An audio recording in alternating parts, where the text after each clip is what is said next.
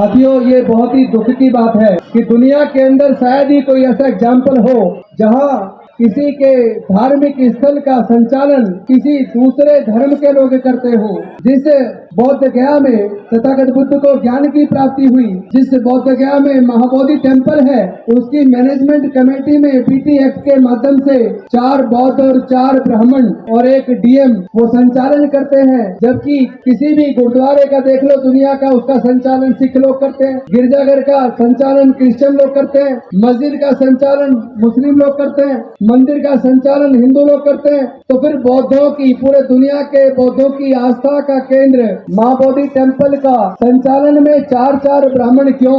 ये सवाल केवल राजेंद्र गौतम नहीं, केवल भारत के लोग ही नहीं, बल्कि पूरे देश के अंदर नहीं, पूरे दुनिया के अंदर बौद्ध धर्म को मानने वाले लोग ये सवाल कर रहे हैं। और ये इसलिए ये सब हो पा रहा है क्योंकि महाबोधि टेम्पल की मुक्ति का आंदोलन तो अनेक बार लड़ा गया। बनते ही सुरेश ससई जी के नेतृत्व में हम लोग भी वर्षों तक धरने प्रदर्शन पे बैठे जंतर मंतर पर दिल्ली में। थोड़ा बहुत परिवर्तन आया, लेकिन जो असली लड़ाई है वो अभी बाकी है। और उस लड़ाई में सफलता न मिलने का कारण वो वर्ण व्यवस्था और जातिवाद जिसको मनुवादियों ने, ब्राह्मणवादियों ने बनाया। और आज हम लोग जो मूल निवासी लोग हैं, जो बहुजन समाज के लोग हैं, जो अनुसूचित जाति जनजाति पिछड़े वर्ग के रूप में जाने जाते हैं, हमारे खुद के अंदर मनवाद बहुत अधिक अंदर तक घुस गया है। हम लोग खुद जातिवादी को मानने लगे हैं। हमारे आपस में हम जातिवाद करते हैं, रोटी बेटी का रिश्ता करते नहीं है। जो लोग अपना इतिहास नहीं जानते वो कभी इतिहास नहीं बना सकते। हमारे लोगों को, देश के अनुसूचित जाति जनजाति पिछड़े वर्ग के लोगों को अपने इतिहास को जानना होगा, खंगालना होगा। जब हम अपने इतिहास को जान जाएंगे तो हमें पता लगेगा कि हमारे पूर्वज राजा महाराजा थे और भारत दुनिया का इतना बड़ा साम्राज्य, मगध साम्राज्य, जिसकी राजधानी पाटलिपुत्र थी, जिसे आज हम पटना के रूप में जानते हैं। और बौद्ध गया का मुक्ति का आंदोलन की दूसरी लड़ाई यहाँ पाटलिपुत्र के इस पटना के इस मैदान से शुरू हो रही है। इसको अब गांव गांव तक पहुंचाना है। मैं जानता हूँ कि आज के इस आंदोलन से कोई समाधान निकलने वाला नहीं है। आज के इस आंदोलन से ये बीटी एक्ट में कोई अमेंडमेंट आ जाएगा ये उम्मीद मैं नहीं करता हूँ, लेकिन मैं ये जानता हूँ पाटलिपुत्र के इस मैदान से, पटना के इस मैदान से पूरे देश ही में नहीं, पूरे दुनिया के अंदर बौद्धों को ये संदेश चला जाएगा कि ये लड़ाई हम मिल के लड़ेंगे तो जीत जाएंगे। हम बटे रहेंगे तो हमें कभी कुछ मिलने वाला नहीं है। जिन लोगों ने हजारों साल तक हमारे पढ़ने लिखने पर धार्मिक बंदिश लगा के रखी हो, जिन लोगों ने हजारों साल तक हमें संपत्ति से, ज्ञान से, व्यापार से वंचित रखा हो, वो लोग उस महाबोधि टेम्पल वो उसको छोड़ देंगे, मैं ऐसा नहीं मानता। लेकिन जिस दिन हमारे SC ST OBC के लोगों ने अपने महापुरुषों के इतिहास को पढ़ लिया और अपनी महत्वता को समझ लिया और इस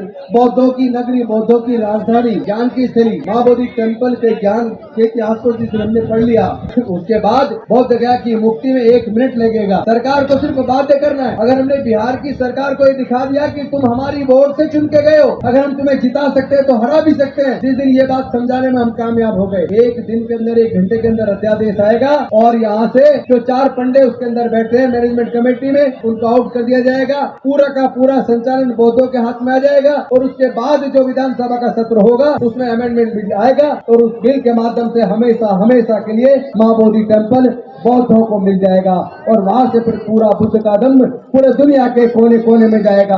अभी तो सरकारें, जो मिडिल क्लास हमारी आवाज बनी थी, जो डॉक्टर बाबा साहेब अम्बेडकर की कुर्बानी की वजह से हमारा पढ़ने लिखने का रास्ता बना, हमारा संसद विधानसभाओं में जाने का रास्ता बना, मंत्री, प्रधानमंत्री, मुख्यमंत्री, राष्ट्रपति बनने का मौका मिला, हमारे पढ़ने के रास्ते खुले, रिजर्वेशन से नौकरी के रास्ते खुले, नौकरी से पैसा आया, थोड़ा मिडिल क्लास बना, तो इन्होंने देश के सारे सरकारी संस्थानों को प्राइवेटाइज कर दिया। शिक्षा को इतना महंगा कर दिया कि हमारे हाथ से शिक्षा छीन जाए। इसका मतलब देश के ये जो दलितों में, पिछड़ों में, आदिवासियों में जो मिडिल क्लास बना है, ये लोग उसको खत्म कर देना चाहते हैं ताकि बौद्ध धर्म का पूरा विनाश जिस तरह पुष्पमित्र शुंग ने किया था, उसी प्रकार आज केंद्र की सरकार भारत के अंदर बौद्धों का, मूल निवासियों का, अम्बेडकरवादियों का, बहुजनों के इतिहास को पूरी तरीके से निस्तनाबूद करना चाहती है, इनको मिटाना चाहती है, बर्बाद करना चाहती है। मैं इस मंच के माध्यम से लंबा भाषण देने की बजाय सिर्फ एक मांग करता हूँ, देश के अनुसूचित जाति जनजाति पिछड़े वर्ग के लोगों, अपने पूर्वजों के इतिहास को पढ़ लो। दूसरे के बाप को बाप कहने की बजाय अपने बाप को बाप कहो, अपने माँ बाप को इज्जत दो, अंधविश्वास पाखंडवाद को त्याग दो और वैज्ञानिक दृष्टिकोण अपनाओ। जब हमने पूरे दुनिया को बुद्ध दिया, हमने पूरे दुनिया को शांति मानवता का संदेश दिया, हमने पूरे दुनिया को समता, स्वतंत्रता, बंधुता और न्याय का संदेश दिया।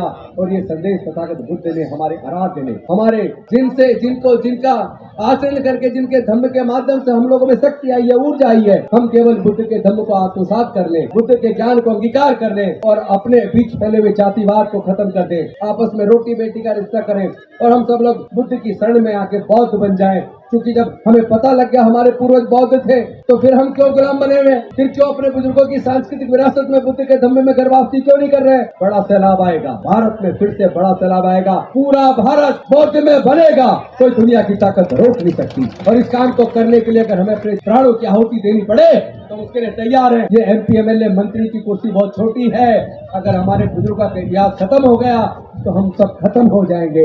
हमें अपने बुजुर्गों के इतिहास को भी बचाना है, अपनी सांस्कृतिक विरासत को भी बचाना है, अपने आने वाले बच्चों के भविष्य को भी बचाना है। इसलिए मैं सबसे निवेदन करता हूँ, तथागत के बुद्ध के धम्म में आइए, अपने बुजुर्गों की सांस्कृतिक विरासत में गर्भावस्थी कीजिए और ये जो महाबोधि टेम्पल है इसको तो हम मुक्त करा के छोड़ेंगे। बहुत बहुत धन्यवाद। नमो बुद्धाय। जय भीम, जय भारत, जय संविधान, जय जय जय जय जय भीम।